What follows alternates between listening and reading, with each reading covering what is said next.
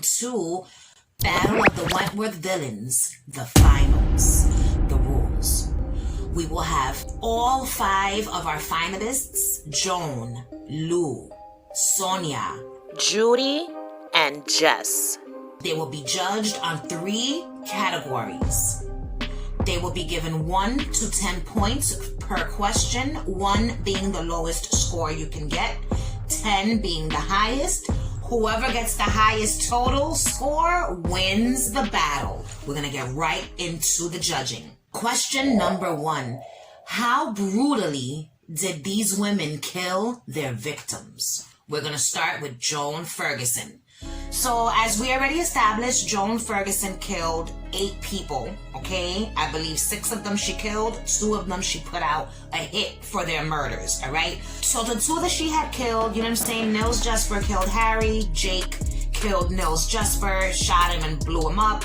That's beside the point. We're going to focus on the 6 that she killed with her own hands. So, Iman, she snapped her neck, you know what I'm saying? Jess Warner got choked out. Simo got a hot shot. B. Smith got stabbed to death with a screwdriver and, again, got her neck snapped. And Kath Maxwell, I have no idea how she was killed. You know, for all we know, she got her neck snapped as well. So it seems her methods of murder were ones that involved being up close to your victim. You know what I'm saying?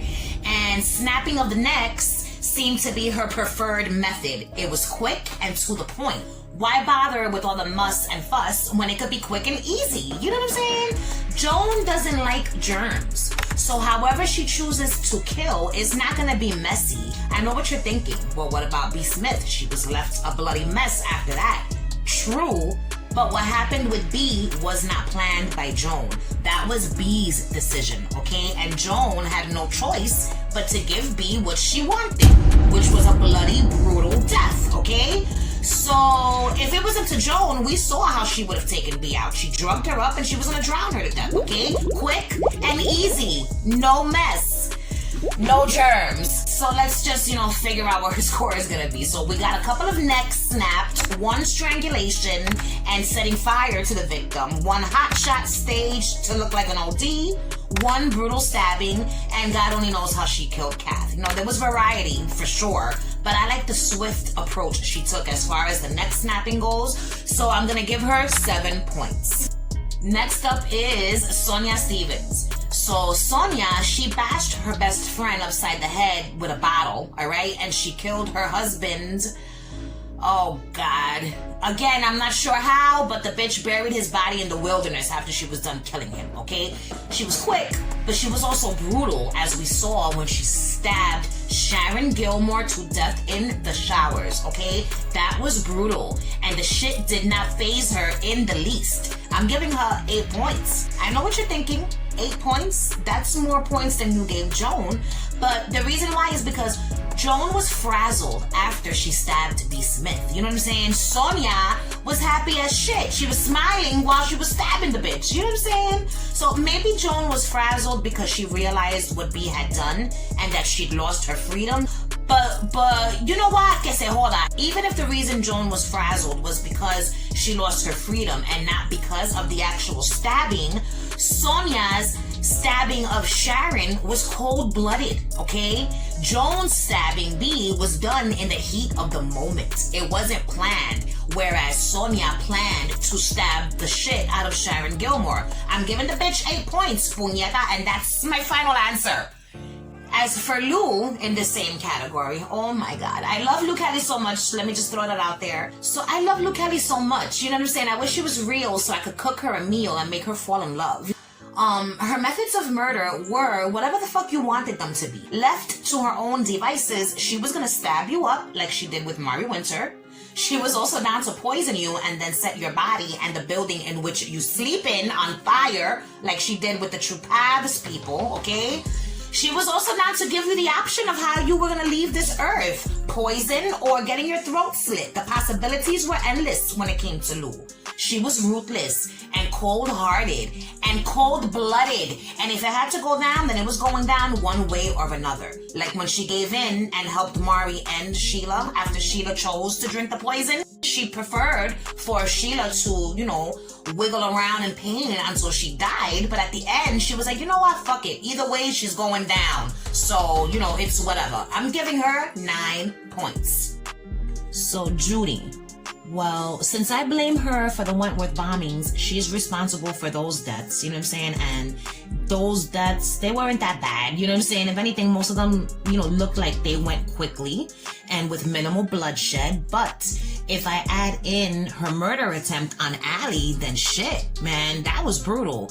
Stabbing someone multiple times, you know what I'm saying? And deep stabs, carajo. These weren't just like, little cuts. They were deep enough to leave, Allie paralyzed. So I'm giving Judy 6 points. And Jess. So smothering was Jess's method of doing the unthinkable to the most vulnerable of all, babies. And that is as cold-hearted and horrible as it gets. But it's also the most cowardly of them all. You know what I'm saying? To be someone who's an adult and supposed to look after a baby and instead take its life, it's something an evil fucking coward does. Pick on somebody your own size, bitch. I can't respect Jessica Warner for how she killed or for who she killed. So fuck Jessica Warner, bitch. She's getting 0 points. Question number 2. How much physical and mental damage did they cause the women and the staff? So we're going to start with Joan. She caused the women and staff much physical and mental damage, not to mention emotional damage as well. She was a force, Joan was, and I don't think there was a soul in Wentworth that came in contact with her that was not forever changed or scarred in some way. You know what I'm saying? She's getting 10 points. So Sonia, she really only caused one person any mental damage, and that was Liz, you know what I'm saying, because of the whole Witness X thing. Liz was so stressed out to the point that she tried to kill Sonia to stop Sonia from killing her. So, desperate times call for desperate measures, all right? But the damage she did to Liz was great, you know what I'm saying? But her damage was small. The damage Sonia inflicted was on a small scale, whereas Joan Ferguson damaged the masses, okay? So I'm gonna give Sonia 6 points. Lou Kelly is next. Lou damaged quite a few people, both emotionally and physically. She hurt Boomer in both ways when she showed her what Liz went through when she smothered her with a pillow, you know what I'm saying? Also, when she tricked Boomer into lagging on Judy for the whole, leaking of the booty Xerox thing. She physically damaged Allie when she beat the shit out of her in her cell, you know what I'm saying? And Lou also caused Mari great damage as well. She also caused herself great damage because she was her own worst enemy in some ways. I love Lou so much, I wish I could just give her a hug. I'm giving Lou Kelly 8 points. She inflicted great damage on these women. So Judy caused a world of physical damage. You know what I'm saying? Some of the worst physical damage a human can go through, all right? Losing the use of their legs. So she caused Allie a great deal of physical damage as well as a great deal of emotional damage. She tricked Allie into thinking that she was her friend, but the whole time she was just using her, you know what I'm saying, for her own purposes. As far as the staff goes, she caused Anne Reynolds great emotional damage as well, because Anne Reynolds was convinced that Judy was responsible for the terrorist bombing that caused her daughter Charlotte to be killed. I don't think Judy was behind it, you know what I'm saying? I believe Judy when she says she has nothing to do with it. And so, yeah, she caused, some damage. She caused these people some damage, but it was just 2 people she caused damage to. So I'm going to give her 6 points. And then finally in this category is Jess Warner. So Jess caused damage of the mental and emotional kind to Doreen when she kidnapped baby Joshua and tried to smother him in her bosom. And she caused Lizzie damage of all 3 kinds, physical, mental, and emotional, when she left a bottle of Boomer's prison-made liquor under her pillow, which led to Liz getting hooked on the grog again and losing the job of being Joshua's alternate carer. The damage she caused was great, and I'm certain Doreen must have suffered some type of PTSD after her son was kidnapped and almost killed, then almost killed again in a fire. Jess is getting 6 points. Now the final question is, did they have any redeeming qualities? So Joan's up first. Oh boy. So Joan, redeeming qualities? So Joan, she absolutely had redeeming qualities. And I'm going to tell you what they were. She had a soft spot for babies, okay? And we saw this when she did the most to save baby Joshua. And she cared about baby Grace as well. All right, fine. So she was planning to kidnap little Gracie and flee to the Caribbean, but she wasn't going to hurt the kid, okay? She just was not. She was going to love her and raise her as her own. I think she not only had a soft spot for babies, but the women who carried these babies, like Gianna and Doreen. So Joan, she wasn't the monster that everyone thought she was. I mean, she was, but she had heart as well. It was in there somewhere, very deeply hidden behind her ribcage, but it was in there. And in the final episode of the show, we saw her redeem herself in the most grand way possible. She saves Vera's life by snapping Vera's attacker's neck and throwing her to the side like the piece of shit that she was. Joan is getting 8 points. So Sonia Stevens was a mean little lady who enjoyed terrorizing Liz. She took great pleasure from that, okay? She had 0 redeeming qualities that I can think of. Wait, she did. She had a redeeming quality. Her one redeeming quality was that she was a real and true friend to Boomer. Remember? She fucking paid for an attorney to help Boomer get released from prison. Oh my God, I almost forgot about that. So that was Sonia's one act of redemption. But for me, it wasn't enough for her to get a high score. So she's only gonna get 3 points, okay?